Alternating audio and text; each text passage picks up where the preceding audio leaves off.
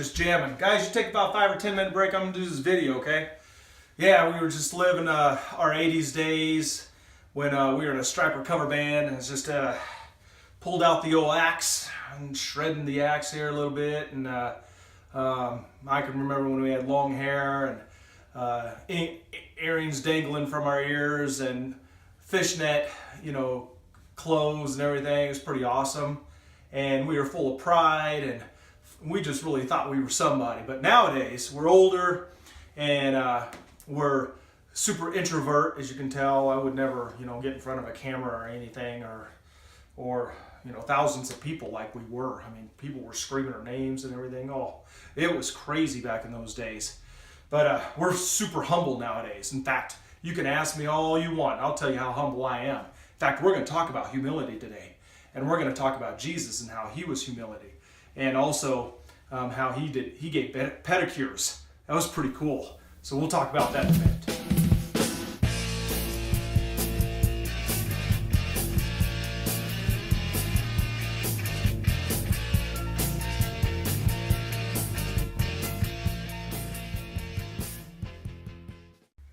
Okay, so Jesus doing pedicures.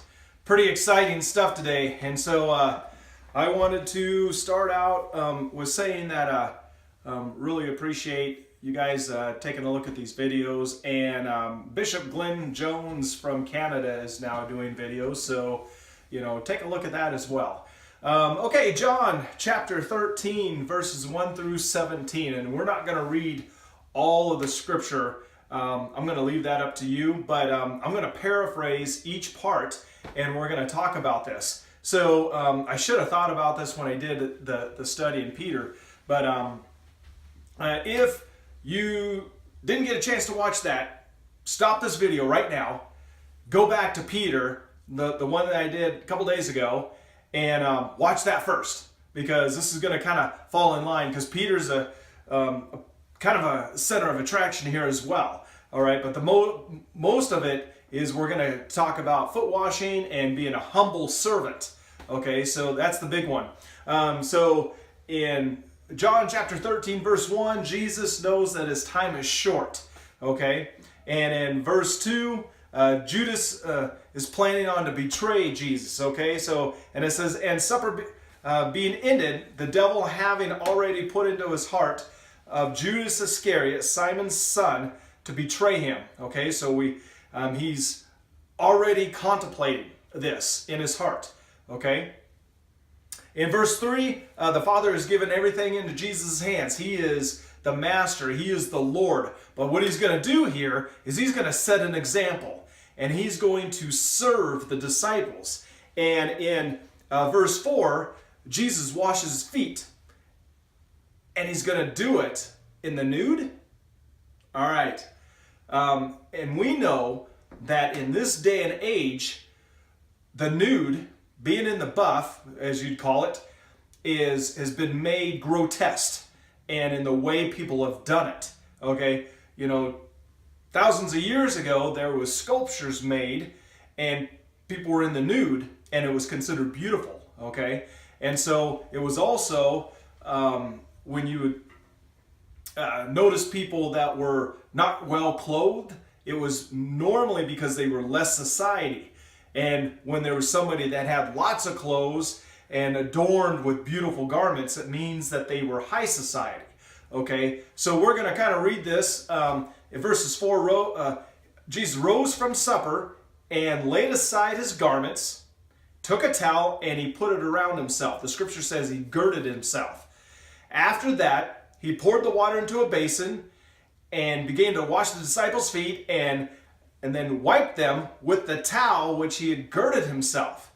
Okay, so when I was talking to my son Chance, I says, he put this towel around him and then he took it off. And do you think he was in the nude? He goes, well, he probably had underwear. Well, if he had underwear, why would he have taken the towel and put it around himself to wash feet? Okay, so whether he was nude or whether he wasn't, the point is if he did have another undergarment underneath that towel, basically the fact is he did two acts of humility here.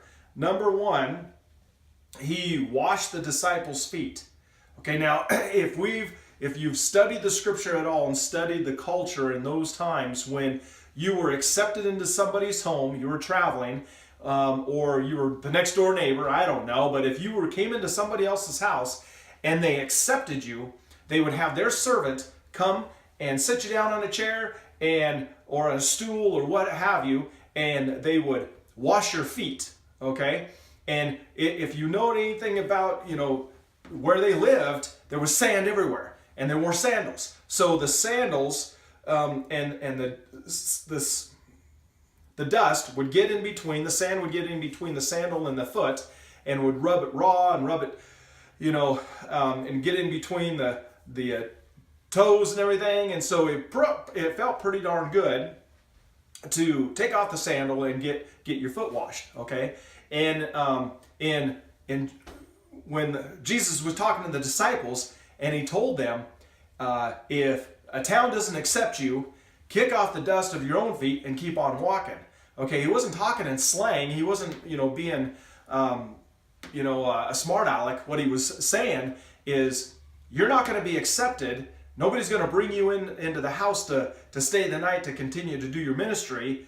And so therefore, they're not going to wash your feet. So just keep on walking, okay? So Jesus, he took the place of a servant to do this, okay? And there was a purpose on it. And in verses 6 and 7, Peter questions Jesus about it. He goes, Lord, you're going to wash my feet? And basically, yeah, I am. And he said, no, you're not, okay? Because in Peter's mind, he was like, this is the Lord, this is the Master. They don't bring themselves down to that level as a servant. I should be washing your feet. And Jesus told him, he rebuked him in verse 8, and he said, if I don't wash your feet, you're not a part of me. In verse 8, Peter says, you shall never wash my feet, Jesus. And he says, in verse 8, Jesus goes on to say, if I don't wash your feet, then you're not a part of me. Well, in verse 9, Peter's like, well, not only my feet, how about my head? And how about my hands? And so Jesus says in verse 10, basically he's telling Peter, you're good, okay? And he says in verse 10, Jesus said to him, he who is bathed needs only to wash his feet, but is completely clean. And you are clean, but not all of you. For he knew who would betray him. Therefore he said, you are not all clean. So he's telling Peter, you're clean, you're good to go, but there's some that's not all clean. But I'm telling you, if I was to speculate, which I don't preach speculation or opinion, but it's kind of fun to think about it. You read a lot about Peter in the scriptures. You don't read a whole lot about Bartholomew and some of the other, disciples, but you read a lot about Peter and how he was like, and he was just gonna, get all upset, and he spoke out a lot, and he spoke out of turn, and I bet if any disciple was to cause Jesus more stress, it would be him. It'd be like, gosh, man, you caused me more stress than all the other ones because you just shooting off with the mouth and everything. But you know what? I love you because I love your enthusiasm. Okay, I bet if we got a chance to really, if it was in this time frame and it spoke like I did, he would be saying, man, you frustrate me, but I love you because you're excited about things. And I kind of relate to Peter because I get so excited and I want to do stuff, and Anna's like, calm down a little bit. Maybe you're jumping at things a little bit, and it's just because I get so excited about things. So I'm relating to Peter here. In verse 12 through 15, Jesus sets the example, and he washes their feet. And then he puts his garments back on, he sits down, and he says, do you know what I've done for you? And he said, you call me teacher and Lord, and you say, well, for so I am. If I then, your Lord and teacher, have washed your feet, you need to be washing each other's feet. Okay? So he set the example for them to be servants. All right? And then he goes on to say, most certainly I say to you, a servant is not greater than his master. Okay? So he's talking about how the servant is not greater than the master. and then he needs to serve others as well. Okay, so he lays this out pretty clear, and he wants us to be servants. He doesn't want us to act like we're so high and mighty, like the Pharisees and the Sadducees and the Sanhedrin and all these people that were trying to set themselves above. Okay, and so if you don't get anything out of what I'm talking about today, other than we are called to be servants of the Lord. All right, now Anna and I have become the bishops of a church that's all over the world, Philippines, Canada, all over the United States, but yet we serve.